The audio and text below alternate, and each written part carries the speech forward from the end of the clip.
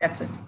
Definitely, that's great. And I mean, since you are getting volunteers, I think in a way maybe the pandemic has helped because you've gotten volunteers from so many different places. We had a couple of, I had some very good friends in the Middle East. Okay. So started this project in 2018. They said in 2018, middle of 2018, she said, let me try and get some volunteers here for you. And that's how it started in the Middle East. And getting yarn, of course, was earlier they were going up and down. Frequency was there, movement was there. So they'd buy the yarn and take it from here, and they would bring it back when they come on a holiday or something like that. Middle East was that. And then word of mouth, it spreads, So there was a lady who came in from Canada. Actually, she's no more. She passed away last year. She came in from Canada and she said, I wanted knockers for my friend. And I didn't know she was going through cancer. And now I find she's got cancer. And knitted knockers is something over there. I was looking for it and I found your name and I want to volunteer. And she brought in a lot of people. She brought in her relatives from Singapore, some more from US and some from Australia. So it does spread. And because we're doing some good work, they feel that they have to spread this, and they come back and they take yarn from here. I don't know. I'm very happy that they do that. But yes, and pandemic has helped us in training virtually and seeing that everybody is happy. Yes, that's true. And I mean, I think you've kind of hinted on this before, but tangibly, how do the knockers really help the survivors of cancer? See, once, as you said, the breast is a very integral part of a woman. And there's a lot of trauma attached to a woman when her breast is removed. See, Raisha, we would not understand that unless we go through it. See, that is another question I've been asked often. You are not a survivor. Why are you doing this? Mm-hmm. I don't know. I absolutely have no idea. I mean, I started this and I felt it was a very good project. I never even thought about, these aspects of survivor, not a survivor and all that. But while I've been going through this, I've learned that as a survivor, there are so many things, because I speak to the beneficiaries, that is the survivors, most of them, I've spoken to them. The problems, they come up, and being a third person, they open up and they talk a lot. I've realized that a breast cancer is very different from any other cancer, because other cancers, nobody knows you have it. Yeah. You is not taken away. Whereas you have a hand, a man has a hand, a girl has, a boy has a hand or a leg. But a breast only a woman has. So when that is missing, I mean, these are the very words a survivor told me. I asked her, what is the difference between the cancers and why is you're so traumatized by a breast cancer? Right. You're able to say that because you don't have it. I said, quite true. Then she explained it. It is, when you look at a woman, if you don't have a breast, does she look like a woman to you? Not observably. Yes. Observably. Yeah, it's so different. So she said that is one of the reasons. And as a result of which, they don't want to go out, be at home. And this is something they don't even talk about to their very close families. Some of them don't even speak about it to their husbands. Some of the husbands don't even ask them if they want a replacement. I mean, that is really very sad. But yes, there are very few husbands who are very, very cooperative and very supportive of their wife when she goes through the trauma. So these women, when they see this is there, it's absolutely essential that they have something. And other alternatives available in the market is expensive. Silicone breasts are expensive. Definitely. I've already spent so much of money. My husband has already spent so much of money, maybe 10 lakhs, 5 lakhs, whatever, on treatment. Do you think I should go and ask him, I want a breast? Yeah. You really think about it that way. And I'm being very frank with you, Raisha. I don't know if it'll be okay with the... No, please, ma'am, please. I think it is really that bad, because why I'm saying it is I find that our society still has not opened up so much, which it needs to. So she says, I can't ask him to spend on this. I said, why not? I mean, because I fortunately have a very supportive husband. I can speak anything about him. I can talk to him anything about under the sun. I have no problem. Not everybody has somebody like supportive. So it's a very difficult thing. And then she says, you won't understand. It is not possible. I can't ask. So I have been using a dupatta or paper or a handkerchief. Then she says, you don't know, how do I go to a bra shop and ask him that I want something? because there are some shops which do give heavy foam, dense foam one, which cannot. When I started it out also, I went around to a couple of places who provide prosthetics, and I asked them what they give for a breast cancer. They showed me a very hard conical shape of thing. And I looked at it, I said, this is hard foam and it is not washable. He says, yeah, you air dry it and wear. I said, air dry it? He said, yeah. I said, okay. He doesn't understand. He doesn't understand that a woman sweats. And that is going to be sogging wet. And how is she going to wash it? Air dry it. Is that going to be enough? Is it going to be hygienic? Whereas a man will use his t-shirt, he's sweating, you wear off, you'll put a deodorant, you'll do all sorts of things. And what about a woman who doesn't have a breast clothing, loses this? So, these are small things that really hit me. I said, oh my God, this is not right. So that's it. Yeah. So, I know I'm going here and there, but no, I mean, that makes a lot of sense, because like on the surface, it's very easy to be like, a breast is just like, it's just a vanity after a point. Yes. But it's not. It's just so essential to your identity. I'm getting requests from 75-year-old women who've not had a breast for more than 12 years. Wow. But the prosthesis now. I said, fine, we'll give it to you. No problem. We don't ask questions. It's fine. Yeah, definitely. And, on that same note, because as you said, you are personally not a survivor. So you've got that question a lot. Yeah, but yeah. After Saaisha and before, like what has really changed in you itself? I can only say that my husband has been really very supportive. He's a person who's really supported me right through and through. And as founders, we are both of us totally immersed in this, right? And he has and I would say, in other words, we are the founders, we are the managers, we are the financiers, we are the dispatch clerks, we are everything rolled in one. I don't have anybody doing the work. I do all the work, including filling, dispatching, everything. It's a lot of work.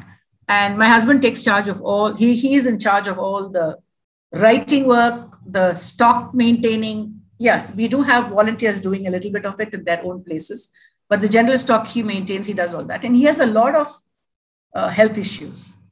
Okay. Saaisha is actually, we are at it more than, I would say, 16 hours a day, which has helped us not think about ourselves. We are so busy, we are not thinking about ourselves. And as a result, we are keeping healthier. We are happier. We are more satisfied. And that gives us freedom from, I think, thinking about ourselves and our pains. He has a lot of problems, but there are some days when he hasn't even bothered to think about that. I have to remind him, have you taken your medicines? Because he's so engrossed, he has forgotten to take his medicines. But that's a very nice thing, because you, at this age, he's not young, he's 71. Okay. And that's an age when everybody says we are old. But I think we have just started our life. So and as absolutely, I think we've changed, because we've learned to be more concerned about what we are doing, think about the other person. And we are so happy when we receive a beneficiary who tells us, who's so happy about what they've got. And, when they talk to us, and these interactions have really helped us to empathize with them. It has taught us to be patient, although as older senior citizens, we are patient to a large extent. I think we have learned to be more patient, and we have understood how as a group we have to function. All these things have, I think, improved our lives as such. I wouldn't say it has improved your life, if you say materialistically, no. But yes, emotionally and on the subconscious level and psychologically, we are better people. We are definitely far better people than some of the senior citizens I've seen around. Definitely. And, I just think that it's so inspiring, because I want to start young, or I think people like my friends, we should start young. And we are involved in philanthropy or community service, but it's still largely very like, what am I getting out of it? Am I getting a certificate for it, etc.? That's exactly my next question. I was going to ask you that. We want the youngsters to come in, learn the craft, not for the fact that you get a certificate. Because you have to learn it, because it's first, not just the youngsters, even your parents who are not very old. It's very therapeutic, very therapeutic. Because when you sit and crochet or knit, your mind is on that pattern, how it comes out. And you just don't bother about anything else. And it really helps you to calm yourself. And as students, as children, it's very important that you learn to do that, because that gives you, you're able to concentrate on something which is not connected to your marks, but it is bettering yourself as a human being. And you're also giving something to others, not expecting, because you don't know who it's going to. So you don't expect anything in return. And it is just a very small thing. It doesn't cost you very much. Really, it doesn't cost you. It costs you 15 minutes of your time every day. That's it. Time well spent, I would say. Very well spent. Because I always say, it teaches you values and how children can be useful in social causes. You can bring about a lot of change.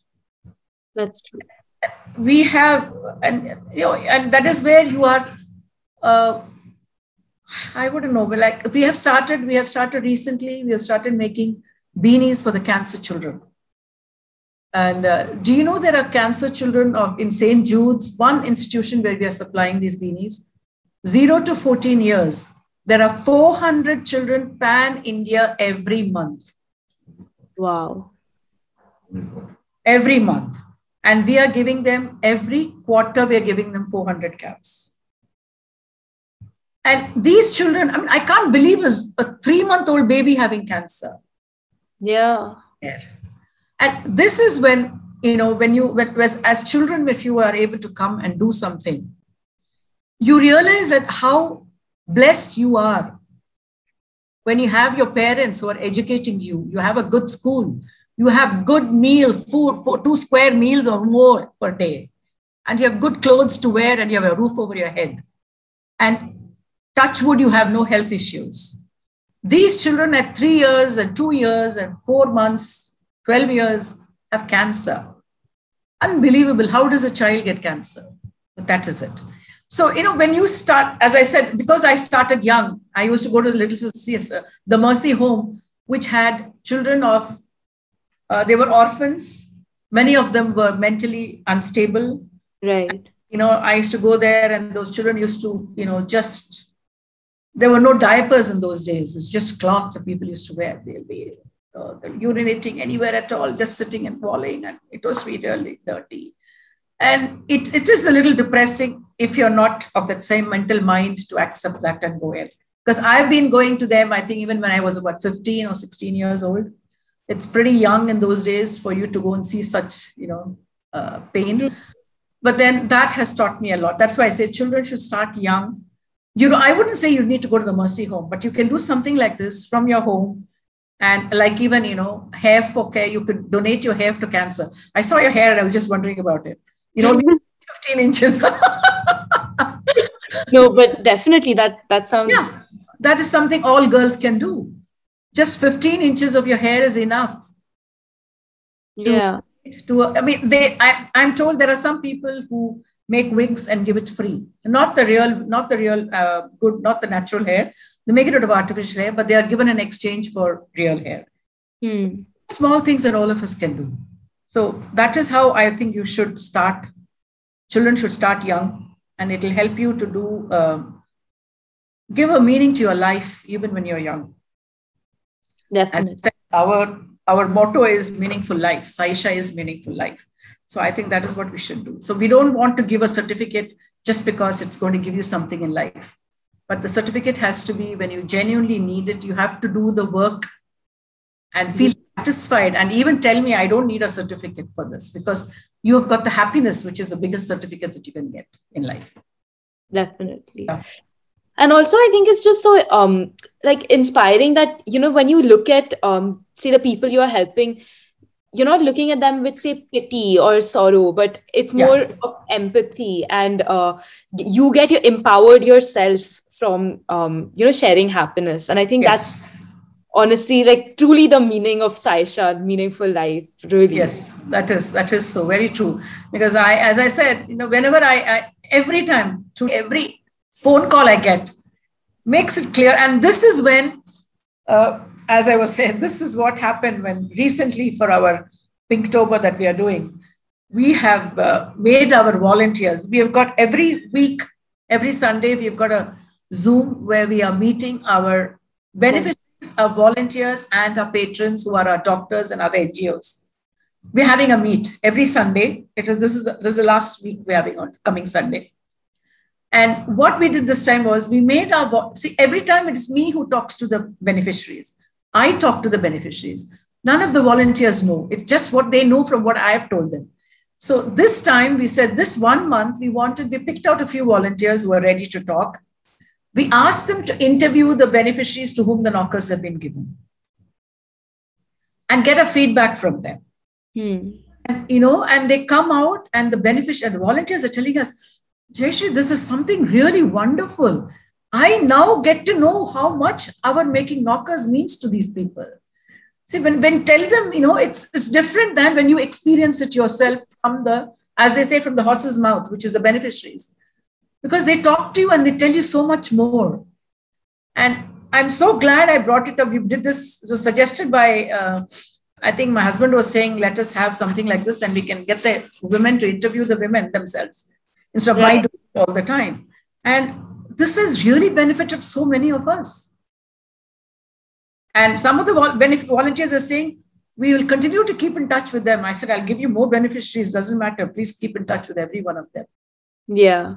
These are small things that the survey that we did has helped everybody. Yeah. No, definitely. I think at the end of the day, I'm sure the volunteers know they're making a difference, but seeing it unfold in front of their eyes, that's everything. That is it. About, just to wind up almost, I just wanted to ask, because it's Pinktober, do you have any specific aspirations, not only for this month, but perhaps for the next year when it comes to Saaisha? Our experience, this thing would be, I wouldn't be able to say anything like that. It's just, I would say that Saaisha, we are looking out for more and more beneficiaries. Awareness has to be created. So we would love, and we have a very active social media platforms, which is a Facebook, Instagram, and YouTube. And I would say that we have some very tech-savvy volunteers who go beyond anything to do whatever they can to listen to, get more people involved in our work. And their creative work is amazing. And we would like to, I would say, just create more awareness. And I would say, I will ask every one of you to look beyond yourself. Think about the other man's needs. And do not accumulate things that you don't need at all.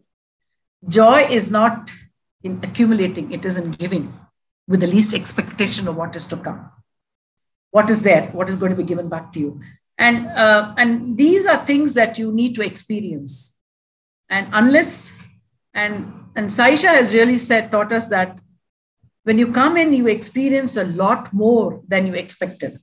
As I said, this has become snowballed into such a big thing now that I really don't know. I'm a little overwhelmed as to say, how am I going to? But I think I believe that more than me doing this, I've had the hand of God directing me. I have got indications like this. I am getting that He is there in every step that we have taken. And I have asked volunteers. Our volunteers are going that they do anything at all. I just have to ask them, and they go beyond what we have asked to do things.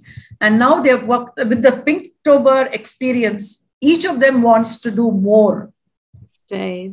Reach out to more people, which is exactly what we want. That is the aim of Saaisha. Reach out to as many people as needed and give the help that they need with whatever we can do for them. And I'm hoping and I'm very positive that this will happen in the coming years to come. Definitely, ma'am. I'm sure. I mean, it's just so inspiring to hear from you, and I'm hoping, the message spreads and you get more volunteers, and whoever's listening and watching, I hope they also join the cause. Yes. But thank you so much. I mean, for coming and sharing your story. Thank you, Raisha. I'm really very happy to see that a young person like you is so involved in this, and I'm sure we will make a difference. Yes, ma'am. A few years down the line, we'll all be making a difference. You'll all make a difference to this world. Yeah. Thank you. Thank you so much for coming, ma'am, to the Teen Tribune's interview.